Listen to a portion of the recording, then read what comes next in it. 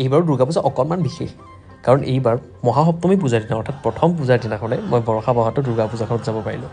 আৰু যিহেতু সকলোৱে জানে যে বৰষা বাহঁতৰ এখন পুৰণি পূজা এতিয়ালৈকে পাতি আহিছে, আৰু এইখন পূজা ৯৯তম দুৰ্গা পূজা হয়। আৰু বায়ে 2015-16 মানৰ পৰাই তেওঁলোকৰ পূজালৈ ইনভিটেশ্যন দি আহিছিলে, কিন্তু মোৰ কেতিয়াও যোৱা হোৱা নাছিলে, কাৰণ সকলোৱে জানে যে মোৰ ঘৰৰ ওচৰতো এখন ডাঙৰ পূজা হয়, আৰু সেইখন পূজাক পিছ দি মই কেতিয়াও গুৱাহাটী যোৱা হোৱা নাছিল। কিন্তু এইবাৰ কিবা এটা কাম ওলাল, আৰু ফাইনেলি সেই সৌভাগ্য হ'ল যে তেওঁলোকৰ পূজা যাব পাৰিলোঁ।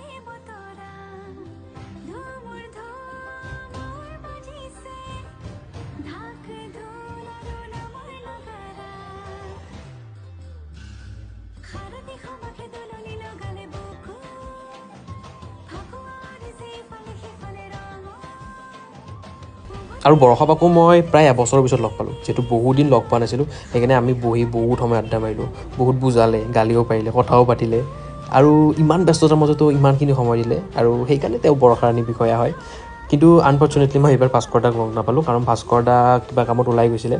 তাৰপিছত মই ধুনীয়াকৈ তাত প্ৰসাদ খাই মই তাৰ পৰা ওলাই দিলোঁ। ওলাই আহি কিনে পালোঁ ফেঞ্চি বজাৰ। ইমান বেছি মানুহ, কিবা চাম বুলি আহিছিলোঁ যদিও, যিহেতু সপ্তমী পূজা বহুত বেছি ট্ৰাফিক পাম, সেইকাৰণে জল্দি ওলাই দিলোঁ। আৰু এয়াই আছিলে আজি মিনি ব্লগটো। Thank you so' much for ৱাচিং।